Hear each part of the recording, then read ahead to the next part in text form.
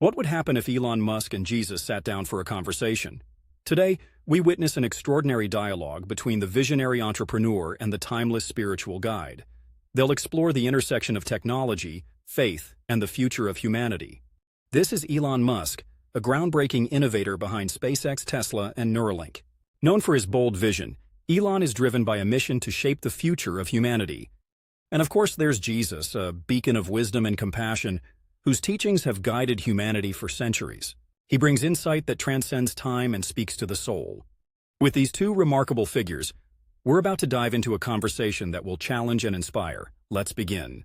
Is progress always good, or can it take us away from what really matters? That's the question Elon Musk wants to explore with Jesus. Together, they'll discuss how technology shapes our future and what it means for humanity. Technology has always been a way for humanity to grow and solve problems. We've gone from simple tools to rockets and AI, but sometimes I wonder if we're moving too fast. People talk about the risks, like AI taking over, harming the planet, or making us feel disconnected. Jesus, do you think progress can go too far? Progress itself isn't the problem, Elon. It's how and why we pursue it. Technology is like any tool. It can help or harm, depending on the heart and intentions behind it. If it brings people closer, heals wounds, and serves others, it's a gift. But if it causes harm, divides people, or replaces love and kindness, it can become dangerous. The real question is, are we using progress to serve what's truly good?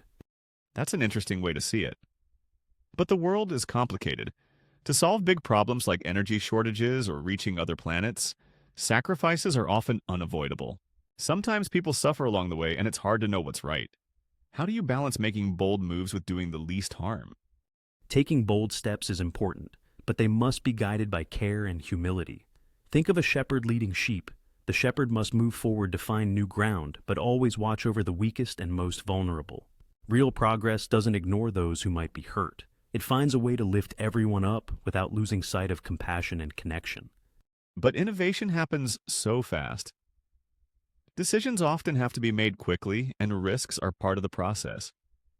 There's rarely time to stop and reflect on every step. Do you think humanity should slow down? Or should we always push ahead, no matter the pace? It's not about the speed, Elon. It's about the direction.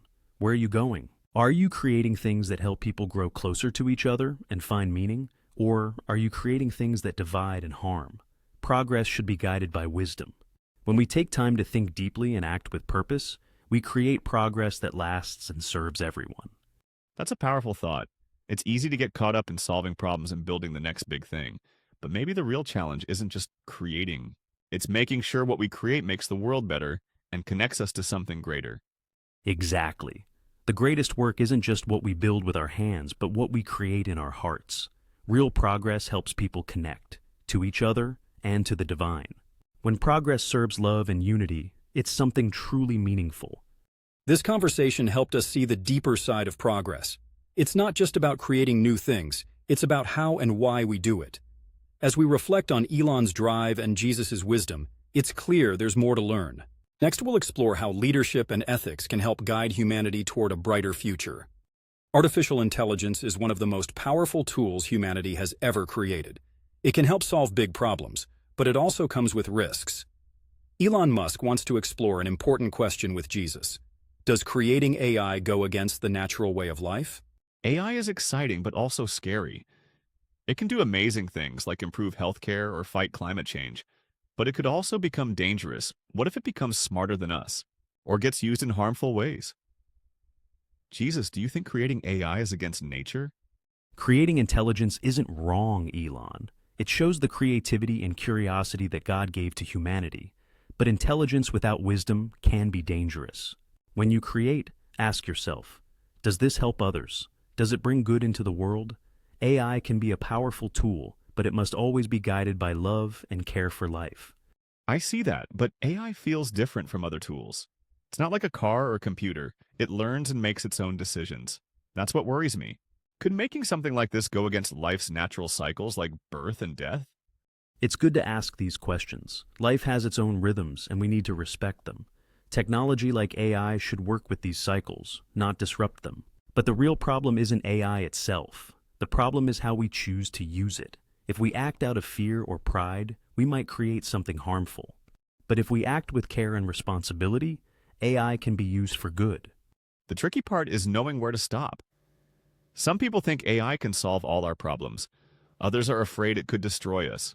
It's hard to find balance. How can we make sure AI stays helpful and doesn't become dangerous? The key is staying in control of what we create. AI should always serve humanity, not replace it. It can help us, but it should never take over. The way to do this is to build AI with strong values: kindness, fairness, and respect for life. When we stay grounded in these values, AI can be a tool that helps, not harms. That sounds good, but it's hard to get everyone to agree on values. Some people will use AI for selfish reasons like money or power. How do we stop that? You can't control everyone, but you can lead by example. Show others how to use AI the right way. Build systems that protect people and focus on fairness. In the end, no tool, no matter how powerful, can fix everything. Real change comes from people working together with kindness and love. That's how we make sure progress helps, not hurts. This conversation raised big questions about how we use AI. How can we make sure it stays helpful and doesn't cause harm? These are challenges we all need to think about. In the next chapter, we'll talk about how leaders can guide humanity toward a better future. Leadership shapes the world, but it's not easy. Leaders have to make tough decisions and the stakes are often high.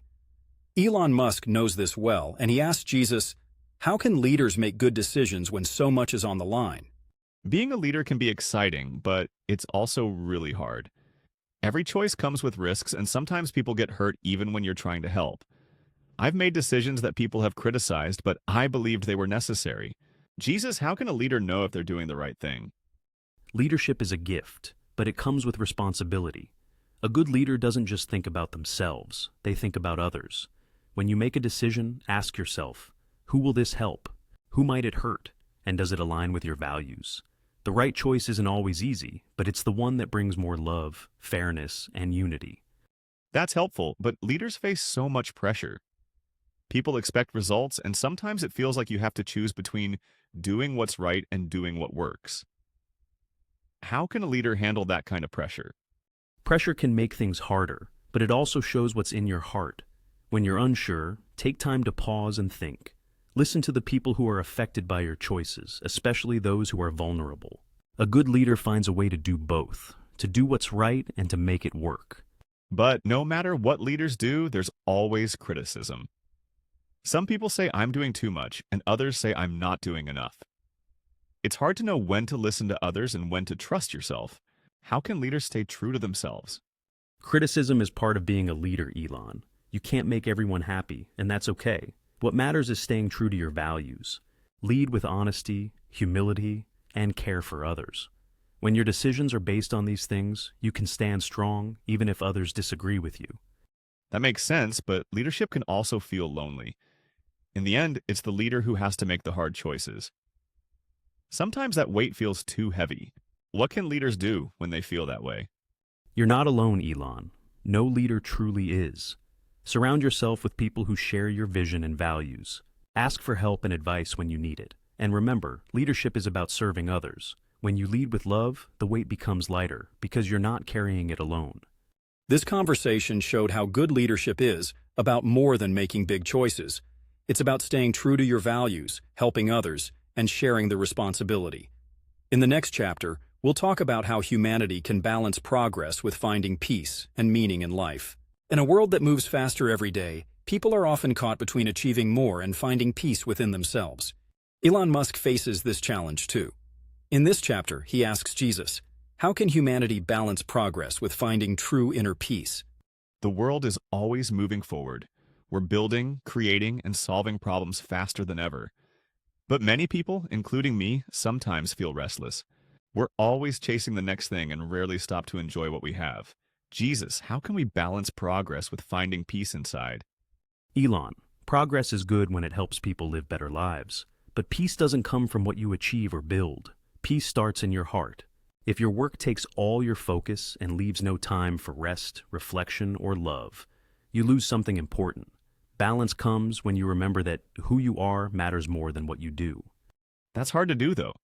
The world pushes us to always do more, be more, and reach higher. It feels like if we slow down, we'll fall behind. How do you take time to rest when there's so much that needs to be done? The world will always call for more, but you must decide what's truly important. Rest is not a waste, it's a gift. Even in creation, there was a day of rest. When you take time to pause, you can see more clearly and work with a better purpose. Rest helps you remember what really matters: love, connection, and gratitude.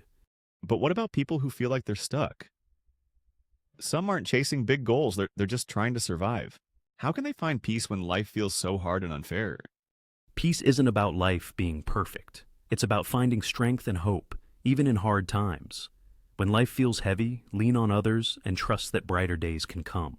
Sometimes, peace is simply knowing you're not alone, that you're loved, and that there's always a chance for change. I see what you mean, but in my work, I think a lot about the future. It's hard to find peace when you're always thinking ahead, about what could go wrong or what needs to happen next. How do you stay present in the moment? The future is important, but don't let it steal today.